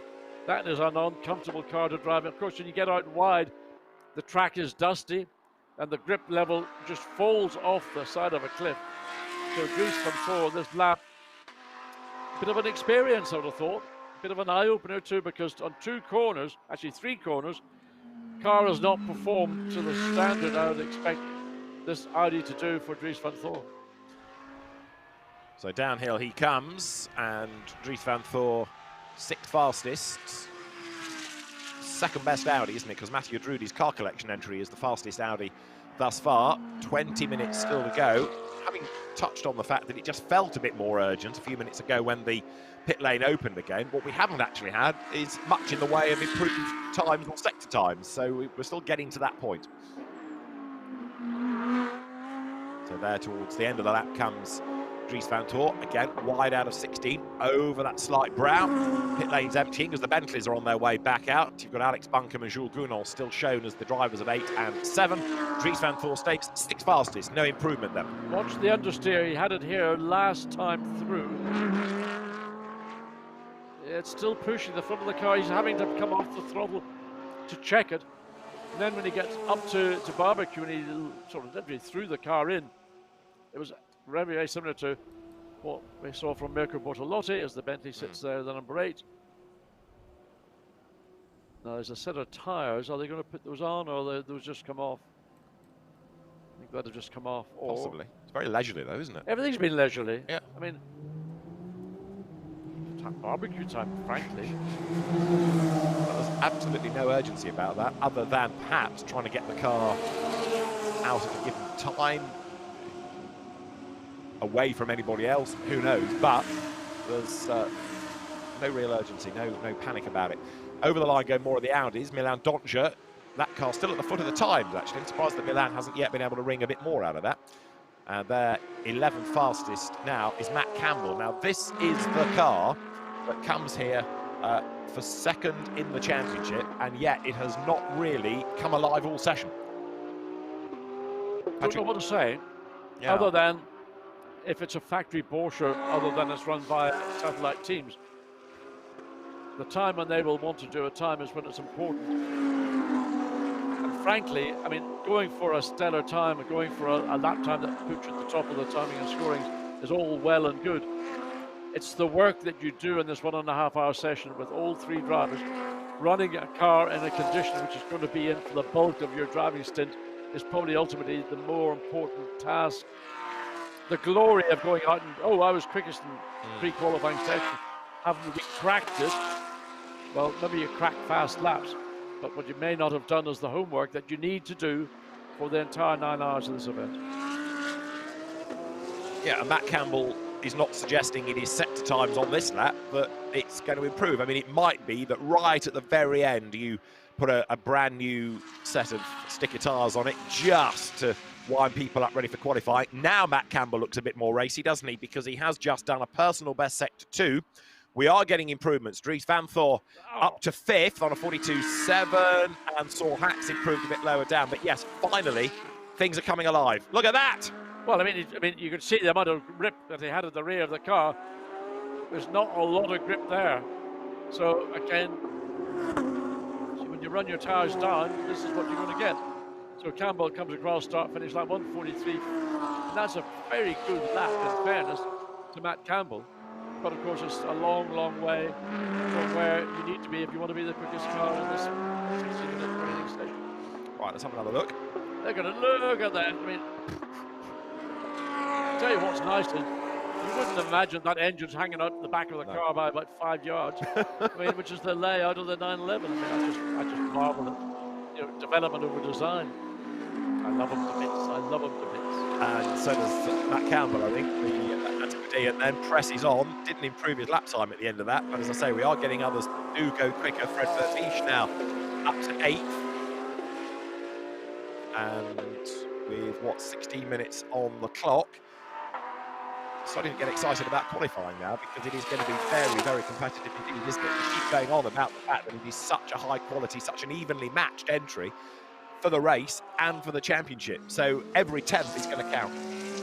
36 drivers to be cycled through. And again, yes, the back of the car, I mean, that's just a tyre issue. If you correct it, then when you put on a new set of tyres, your balance will be all over the place. So when you come to the end of the stint, you're going to have a car that's going to be maybe more, you have to be more cautious, and when you apply the throttle, you can't maybe be as aggressive. You have to just feed the power on more progressively, and not just the turn it in, slam it open attitude that you can get away with in qualifying. But Matt Campbell now is certainly getting on with the job, isn't he? We've seen improvements in sectors, we've seen the commitment. Now, that was not an improvement on that lap, granted. Others are going for the pit lane, which makes me wonder whether it might be time for a new set of tyres up to the very end of the session. Earl Bamber is now shown as behind the wheel of 54, taking over from Kevin S, but has yet to go back out. The last few minutes of this could be very interesting indeed. Whether teams opt, as Matt Campbell, I mean, there's not a lot of grip. He's doing a sterling job, dragging the car around, but there ain't anything left on the table with the Porsche. So let's watch and see down at Clubhouse on the exit just what the back of the car does. In fairness, that's not a bad exit. I mean, he's using what he's got. He's not overusing it. Other parts of the track, you can see the back of the car beginning to want to dance around. That's Martin Tomczyk, who's also been an improvement. Look in Sector 1 in the Valkenhorst BMW, and an improved lap time for 10th fastest. Okay, not mega, but it is at least finding a little bit of time in the car now. Yes, so that's a small improvement in time on the overall position. Valkenhorst, of course, winners 3 years ago of Spa, and a team that has just quietly got on with the job, learnt a huge amount from racing and translated to very good results elsewhere, particularly within the Intercontinental GT Challenge. And Martin Tomczyk, DTM champion a few years back for Audi, part of the BMW fabric. His father, Hermann Tomczyk, a big mover within the ADAC in German motorsport. And Martin again, look, another personal best in Sector 1. The thing that I was making the comparison with BMW and the there is a difference in the I call it body language, how the respective chassis deal with the suspension also. And the BMW, and I mentioned this about Nick Yellerly, and I think probably poor Nick was slightly didn't quite understand Gemma's question. The BMW doesn't look to me as if it's being hustled. Whereas watching the Bentley, because the suspension of the Bentley looks to be a much firmer ride, a choppier ride. This is a much more compliant look. Because it doesn't look like it's being hustled, it doesn't mean that it's not being hustled. There is Tomczyk then, down in Sector 2. The best lap of the session is a 42.3, but coming out of the last corner, there's still quite a lot of track up to the timing line, so where's this going to put him? Into the 43s maybe, crosses the line.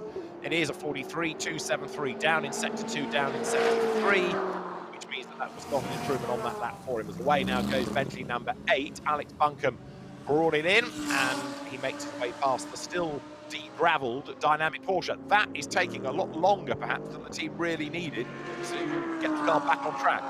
Well, I wonder, was there a reason for that harmless-looking spin? So is that the reason why they're taking a little bit longer to get the car recycled? Possibly.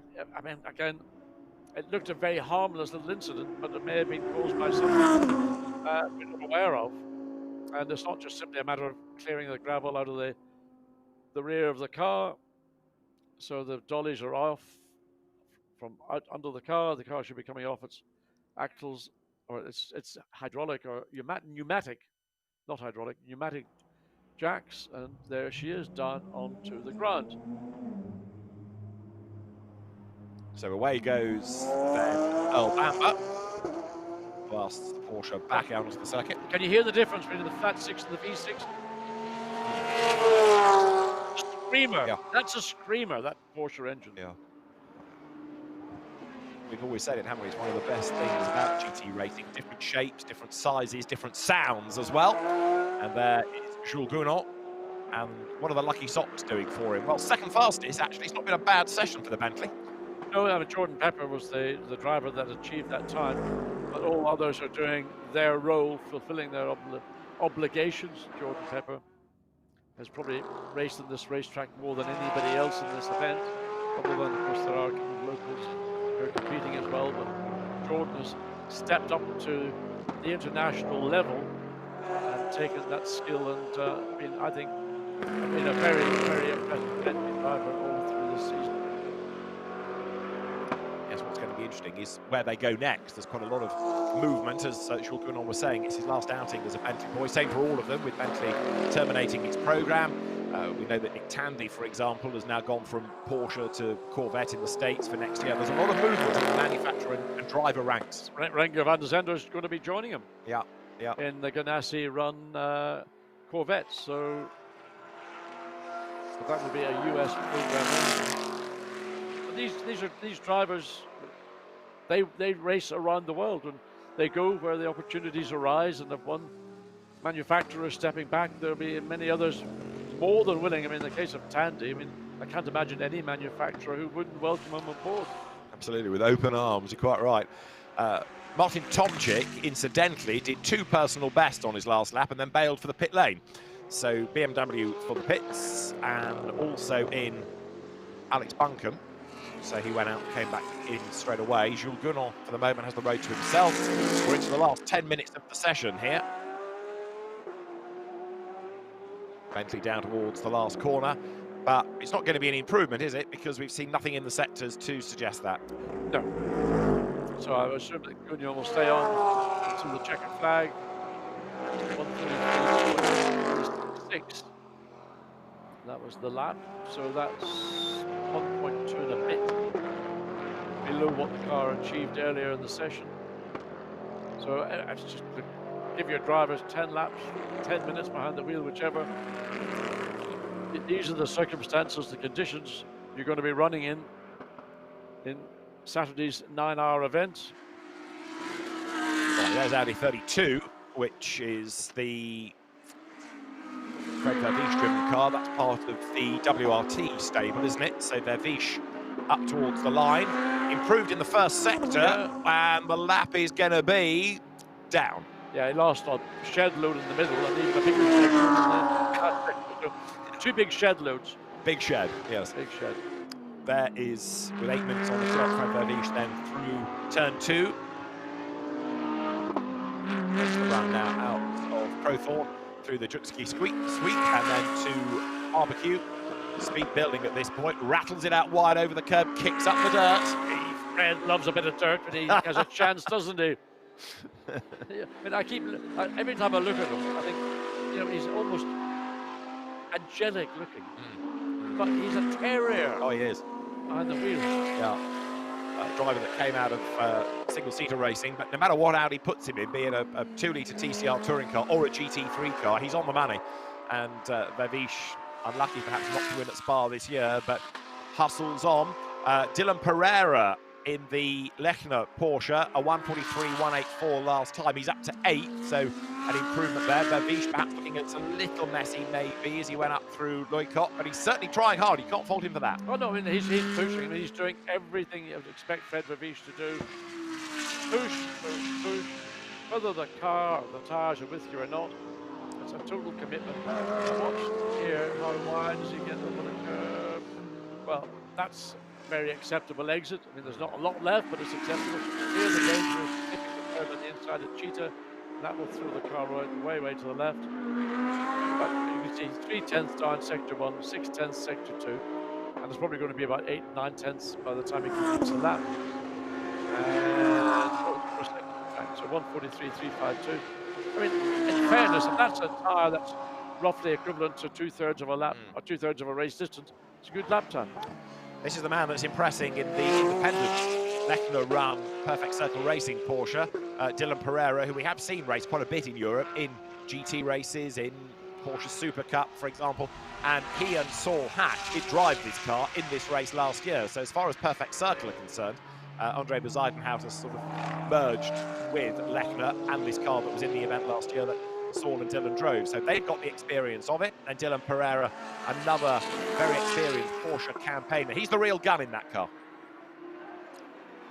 I think he's been driving that car all his life. It just seems to have the insight, the knowledge as to where to place the car, where to avoid, and clearly some of the curbs are more aggressive than others. You have to stay away from those. Through the kink, which is basically just a flex of your wrist muscles, and then the big breakdown into Crowthorne. And then there's the very quick sweep through Ujukske. And then up to Barbecue. 5 minutes on the clock, just over. The Sorhack runs wide there, coming out of barbecue, and speed builds now on the run down this far straight in towards Sunset. Flicks the car right, and then sets it for the left-hander at Clubhouse. So Dylan Pereira, 8th fastest. Pereira in Porsche number 9. This car 8/10 away from the very top. Not improving in the first sector then. So with 5 minutes to go, I'm not convinced it's going to be much more of an improver. But that's the car that has topped the times almost throughout.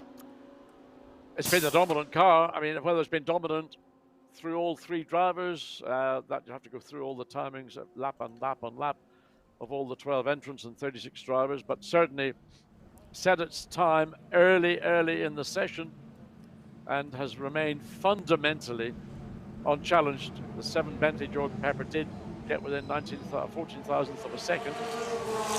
That came more or less midway through the session, which probably indicates to me that the pace of the Bentley with the track that was getting warmer, the ambient temperature was climbing likewise. It's a very strong run indeed from the Bentley. We've had, incidentally, Fred Verviche being warned about track limits, especially which corner? Turn 13, which is the first part of the Crocodiles. I wouldn't say every corner. Well, yes.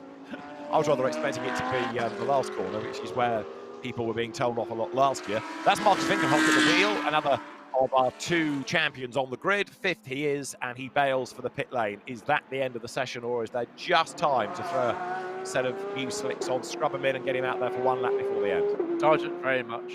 But anyway, I'm a glass half empty this morning, so let's see if Winkelhock's going to go out and do the thing and put the set of tyres on. I doubt it very much. Right, Tomczyk's improved up to 7th. Dylan Pereira, I've given you, is already up to 8th. So all of that pushes Verviche down to 10th and Sheldon van der Linde down to 9th. Christopher Haase finally gets behind the wheel of number 44 Audi. This, remember, the man that's won more Intercontinental GT Challenge races than anybody. And sharing with Patrick Niederhauser and Mattia Drudi, 6th quickest is Christopher Haase as he kicks up the dirt.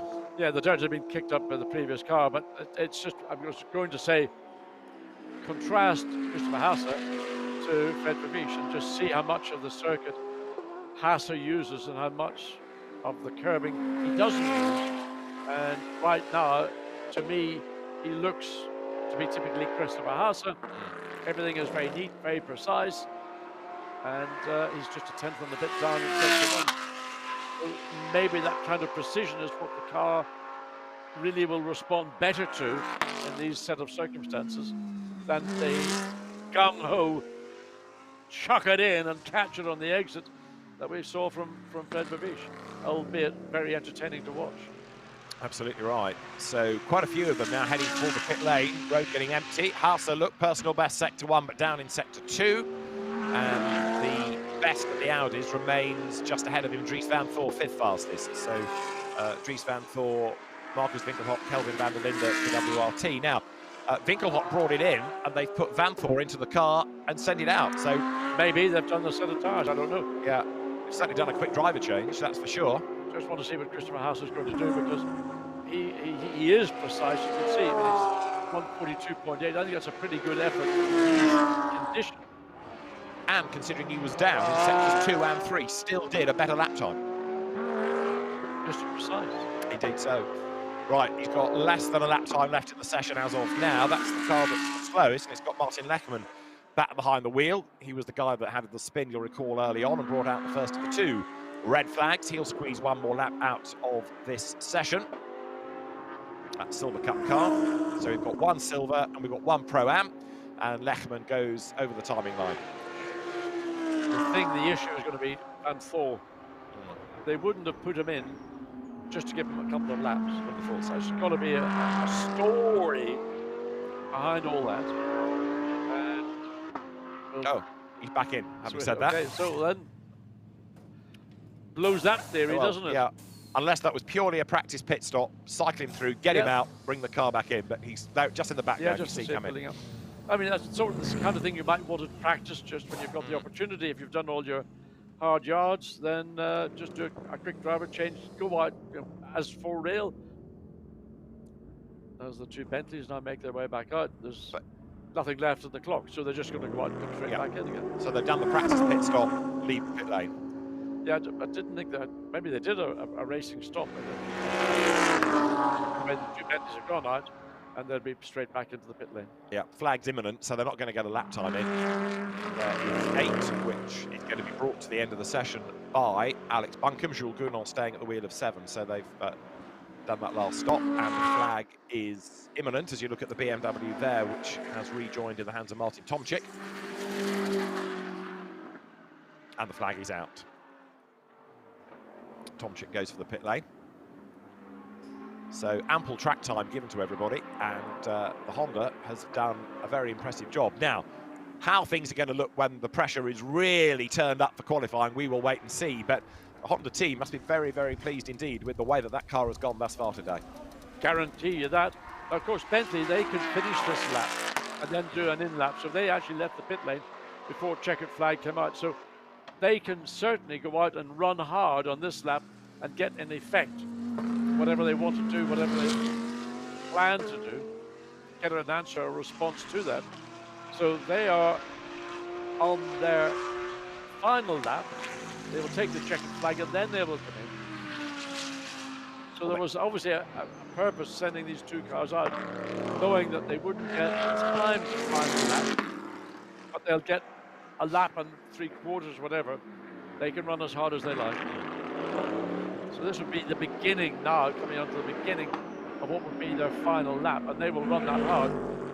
Interesting to see if we can get sector times. Maybe we won't get them, but No, you wouldn't on that lap because it's after the flag. Yeah. So yeah, there's Renger van der Zande talking to the team at the end of the pre-qualifying session. The next time the cars hit the track, it will be in the 3 15-minute segments. Each driver does one portion of qualifying, and then you aggregate the times and you take the top 6, and they will go into the shootout to determine the front 3 rows of the grid. So plenty to look forward to before the race tomorrow. just looking at the complexion, Renger van der Zande's complexion, it ain't easy around here. You know, Kyalami is going to be a tough, physically tough, mentally quite tough as well. You have to push. I mean, I think a lot of the drivers, when they came last year, were maybe surprised at the amount of physicality that this circuit, I think you mentioned it earlier, that it involves. And there's not many parts in the racetrack where you can, let's say, call it draw breath and just sort of reset your own physical, and then let's challenge the last sector. Well, let's have a look at who did what in that session. It is Honda fastest then. Mario Farnbacher did the time, only in the end 14 thousandths up on the Bentley of Jules Gounon, Maxime Soulet and Jordan Pepper, and the sister car, Oliver Jarvis, Alex Buncombe, Seb Morris. Seb Morris did a good job in that car to go third, ahead of the Porsche of Laurens Vanthoor, Earl Bamber and spinner Kevin Est. Dries Vanthoor fifth with Calvin van der Linde and Marcus Winkelhock, and to round out the top six, the car collection Audi that is shared by Mathieu Drudy, Patrick Niederhauser and Christopher Hauser. Go to seventh, you find the better BMW, and the qualifying session to look forward to later on. Renger van der Zande fresh out of that fast Honda, and he's with Gemma Scott in the pits. Renger, of course, finishing that session fastest. How are you feeling? Are you feeling confident going into qualifying? Are you happy with the car? Well, I'm always happy if we're fastest, so that's a good thing. But at the end of the day, it's a very long race, so qualifying is not that important. I feel we have a very strong peak in qualifying, which means we're going to be fast in qualifying, I guess. And going into the race, we started working on the setup now, did quite a bit of a long run, still fine-tuning the car, and I think you know, you almost want to look for a qualifying setup and a race setup, but by far the race setup is more important, so that's what we focused on. Absolutely, like you say, it's a long 9 hours. Weather is likely to change within those 9 hours as well, and it's a demanding circuit. It is a demanding temperature, that's for sure, and also it's such a long track with different corners that it's not so easy to put a lap together here. It's easy to make a small mistake somewhere with losing a lot of lap time on the straight that comes after, so it's easy to lose a lot of lap time. But yeah, you want to have a consistent car because of that, and I think we're getting there. Excellent stuff. Thank you very much. All much. right, see ya. So job well done by Renger van der Zande, and indeed by Bertrand Baguette and Mario Farnbacher at the wheel of that car. Quick reminder of how we look for the championship, because we are talking about this being not only a wide open race, but a wide open title race, and so many potential drivers that could win it. So you've got Earl Bamber and Laurens Vanthoor, only a point up on Mathieu Jaminet, Patrick Pilet and Matt Campbell. Then Jordan Pepper, Maxime Soulet and Jules Gounon. Nick Tandy not here, Conor De Filippi not here, but Nick Katzberg and Augusto Farfus are. So too Marcus Winkelhock. We don't have Mercedes drivers Lukas Stoltz and Mauro Engel, but there are more outsiders even after Marcus Winkelhock, namely Mario Farnbacher and Renger van der Zande, and behind them Martin Tomczyk, David Pittard and Nick Yellerly.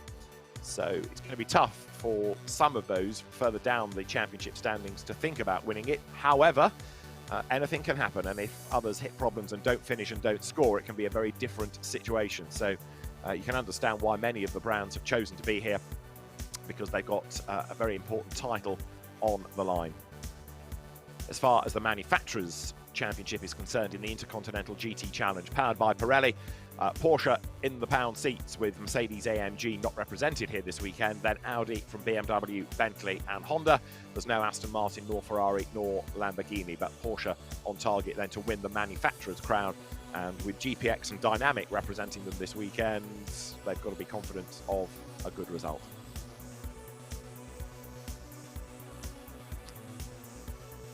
So Porsche then the team to beat, the brand to beat, and we've had an enjoyable first session with seeing the cars out on track really for the first time in the daylight. They've done some testing, the paid testing, and then that nighttime session yesterday. But Honda it is then that tops the times at the end of the pre-qualifying session.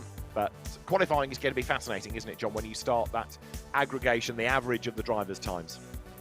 I mean, that's going to be the key. I mean, one driver can go out and do a blinding time, as just a Farnbacher could do, but it is across all 3 drivers and all 12 teams.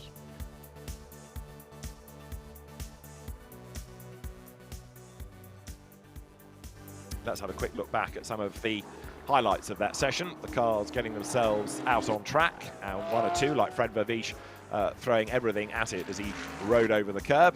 Another driver in a big hurry, Jules Gounon, free practice, we saw you were pretty quick. Bentley's being able to wring every last 10th out of this. Jules Gounon's car number 7 being second, the sister car of Alex Bunker 8th. Number 12 Porsche though, fighting for the championship a long way down, and off the road early on was Martin Lechman, who got it all crossed up coming out of the crocodiles, and around he went, thankfully avoiding anything solid, but with gravel on the road, a red flag was thrown. The car to beat all session, the Honda, in the hands of Renger van der Zande, of Bertrand Baguette and Mario Farnbacher, that did the top time very early on indeed, and that car was never really headed through the session. How it's going to pan out come qualifying, we will have to wait and see, but right now that's looking very strong. Kevin Est was looking very spectacular, as ever. He had this wild moment coming out of the crocodiles, and then he had another one down at turn 2, going into Crowthorne. Around he went, dropped the rear wheels into the gravel, and that brought out the red flag. Cars did get themselves some more mileage once more, but it didn't really shuffle the order too much. Still with the Honda ahead of the 2 Bentleys at the pointy end of the grid as we look forward then now to qualifying. And see you for that a little bit later on today. But for now, from Intercontinental GT Challenge, goodbye.